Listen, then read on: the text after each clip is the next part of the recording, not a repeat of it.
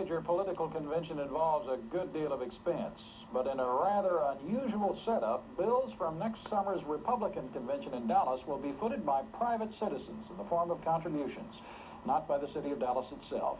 A group known as the City of Dallas Convention Fund Committee, headed by Trammell Crow, is responsible for that fundraising. Vice chairman of the effort, Bill Cooper, is our guest this morning. Mr. Cooper, you want to raise almost $4 million in this effort here. Have you got it in the bag yet? No, we don't, Doug, but we've got $1.5 million in the bag, and we're on schedule. Our schedule was to have $1.5 million by October 31st, to have the entire amount pledged by January the 15th, and all the money in the till by July the 15th. Mr. Cooper, how unique is this for Dallas to be trying to raise money from outside sources, businesses and the like, for this convention, as opposed to maybe turning to the taxpayers? Well, it's unique to the cities. For example, San Francisco is going to the taxpayers and is taking it right out of the tax till. Our mayor, Jack Evans, said, no deal. We'll take it once from the business community and not have it paid year in and year out. Has anyone ever done this before? Not that I know of. What's in it for the business community? What's in it is really for the community as a whole. This convention, as you may know, Doug, is not a giant convention at all. But 5 years from now, what comes from this convention will be jobs for people here in Dallas. Because of what? The publicity that will be generated? Because of publicity. We'll have press from all over the world in Dallas for the convention. And they'll be writing about Dallas.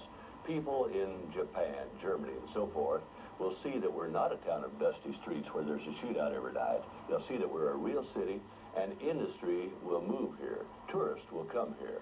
And that's business for Dallas. That's good for jobs, it's good for business, good for everybody. Does that make your job in trying to get this money maybe a little harder? Because when you're going out to approach these businesses, it's not like they're going to actually see a concrete bricks and mortar result from this money. Does it make it more difficult for you? I don't think so, Karen. The business community of Dallas is a smart group, and they can see. All they have to do is get the picture, and when they see the picture, I don't know that we've had any turn down so far. Normally, this would be considered conceivably a campaign contribution, but which a corporation cannot contribute to a political fund. But these are not considered campaign contributions. That is true. The Federal Election Commission has ruled that these are not campaign funds, and we formed a 501(c) corporation, which makes it a tax-deductible contribution.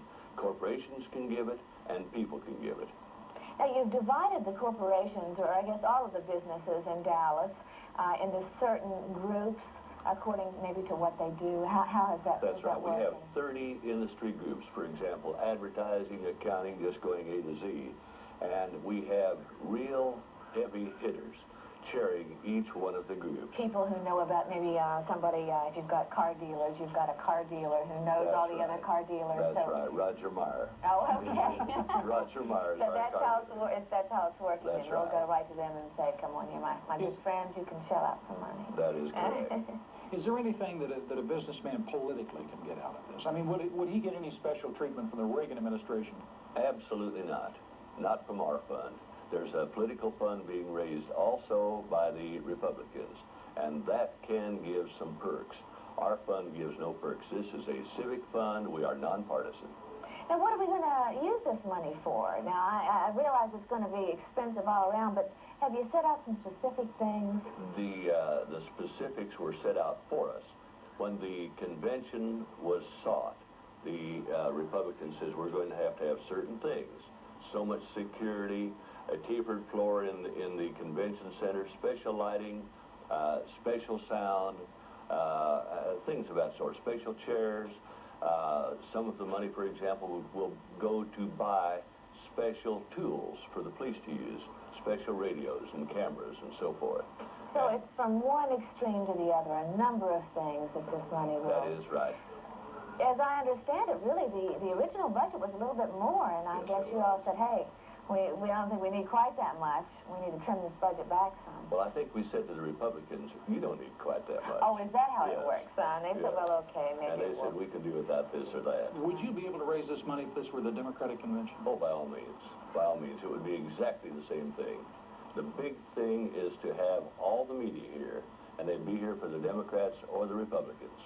Now, out of that money, I guess, comes some gala affairs for what, the medias and delegates alike? When you say gala, that a little hospitality sweet then. scares me a little bit. There's going to be a barbecue. A barbecue. So, and Dave Fox has a series of events planned, but they're not what I'd call the gala. They're more commercial. So there won't be any money taken to the taxpayers, and you guys are going to be able to swing all that $3.9 million? Dear God, yes. All right. Well, it sounds like you're doing a real good job, and we enjoyed having you here today. Thank you, Kate. Thank you. There's more.